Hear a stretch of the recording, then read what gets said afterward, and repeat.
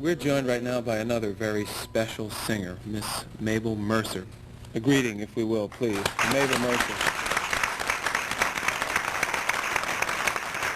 Mabel Mercer is currently performing nightly at just an intimate, beautiful club over on the west side called Cleo's. She was born in England in 1900 from a theatrical family, has evolved a singing style that many people think is probably one of the most intimate and one of the most special and one of the greatest phrasers in the business. For some reason, she defies time, like Bing Crosby, and we thought it would be interesting to have them meet each other. Had you two ever met? Once, quite a few years ago, we met on the lot. That was the first time. Yeah. In Hollywood? Hollywood, Yeah. Yes. You were doing a picture of Fabian had just come. Oh, that was Fox Studios. Yeah, it was a picture called High Time. Yes, yeah. it was a long time. Yeah. Mabel, just as I was speaking with Bing at the beginning of the show about some of the influences, now you were born in England from a theatrical family. Who were some of the people who influenced your early style, whom Bing Crosby might have been listening to, too? I think that you two probably share some common roots. It'd be very interesting to explore. Well, I don't know, because I came up in vaudeville in England, and I didn't come to America until 1938 for the first time. And so I was traveling all over England and then all over the continent. I don't know really. Well, so many people say Mabel Mercer has influenced my singing. Frank Sinatra, for one, says Mabel Mercer's been a big influence on me. Who were some of the singers who influenced you?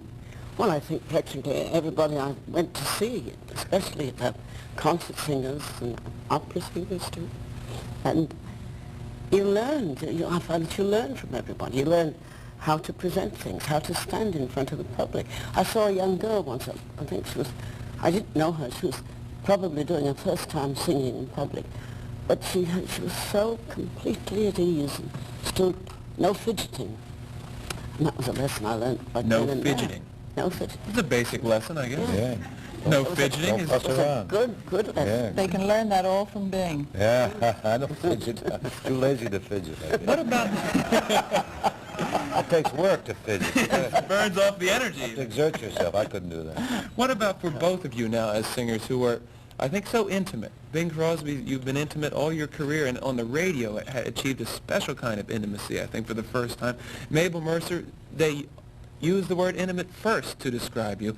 What do you do that makes singing touch people in your special ways? How do you focus in on making the words count to the listener rather than just singing the words as notes, as some opera singers would sing it, correct? That's Lisa? true, yeah. Yeah. Wrong. It's the wrong way, but... That does happen with opera singers. Yeah. I don't know. I don't start out with that intention, really. You sing the song and what it's about. I find that most of the songs we sing touch everybody's life. Everybody's had those experiences, love, sadness, laughter. And I feel the way I react, everybody else must react in a like manner, to a varying degree, because we all feel the same emotions. I couldn't agree more. That's exactly the way I feel. Exactly. When you first started working on radio, Bing, and there was a big old-fashioned radio mic, and you knew that the United States of America was out there listening, what did you have to adjust, if anything, in your own singing style when you were singing to that radio mic? Nothing at all. I left it up to the guy in the control room. If I was too close or too loud, if I was blasting, he'd say back off a little. In those days, they didn't have such complete control. It had to depend a little on where you stood and how you hit the mic, what shot you had at it. But there was no substantial change from having done vaudeville and stage appearances to working on radio? Well, I wasn't conscious of making any change. And Mabel, yes, Risa? Bill, I was going to say something, and I think both this wonderful woman and Bing have something which is a rarity, and that is an enormous instinct of how to present a song and what it means and what is important in a song. And I think this is the whole element and the whole basis of the success of their delivery. I think that there are many people, as you say, that get up and sing and they do not know how to deliver a song. And they each one approaches their own style, and there are styles that these people have. When you talk about Bing, he has his style, and you have your style. Frank has his style.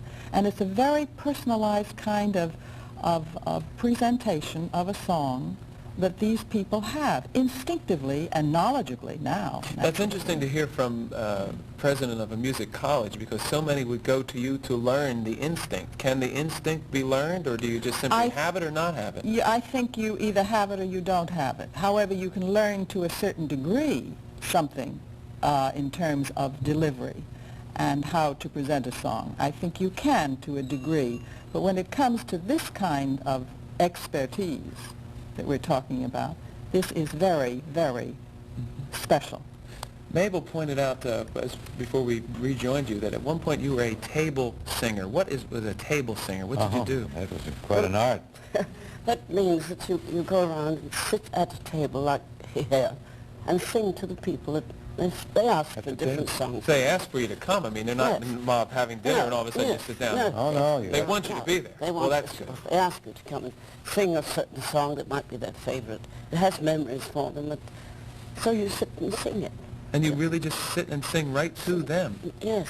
You see, when you first sit at the table to sing to people, they're inclined to get rather uncomfortable and then look in every direction, but that's you know. So I learned to sort of sing at them and through them without seeing them, without looking at them, you know, so that they wouldn't feel uncomfortable. And where did you do that? Well, I started doing that when I was in Paris. At what clubs? Well, I was at a club called Chez Florence. I first went to a club called the Grand Duke. It was a narrow little place where every crowned head in Europe at the time used to come in, and it was a very, very elegant place. It was a box of a place. Did you ever do anything like that at all, Bing, in terms of... No, but I've seen that. The greatest one I ever saw was a fellow named Tommy Lyman. He sang around New York years ago. He had a very high voice, but he was a very colorful chap. He's very thin, emaciated, jet black hair, hollowed-eyed fellow, and he sang songs like Waiting for Ships That Never Come In, And True Blue Lou. True Blue Lou, Ace in the Hole, Montmartre Rose, Just a Gigolo, things like that. And he was a table singer, and he'd get $500 to come over and sing Montmartre Rose, sit down and sing Montmartre Rose for about 4 people. That's pretty good pay. And he didn't go to work till midnight. He worked from about midnight. And he had a voice. He could go right down to a whisper, and then he had a big crescendo if you needed that. But he could sing at a table, and this table wouldn't hear him at all, because he'd have to go over there and get another 500 later. But he could just so intimate. If he'd have got into the age of electronics, he'd have gone a long way. He was before Whispering Jack Smith, even. Whispering Jack Smith is a man who influenced you, they say. A lot, yes. What did he do? Well, he had a wonderful control of the microphone and volume and where accents should be. I don't really think about emphasis on anything. I try to understand the words that I'm saying. And make the words make sense. Yeah, just like I'm talking to you, you know. Yeah.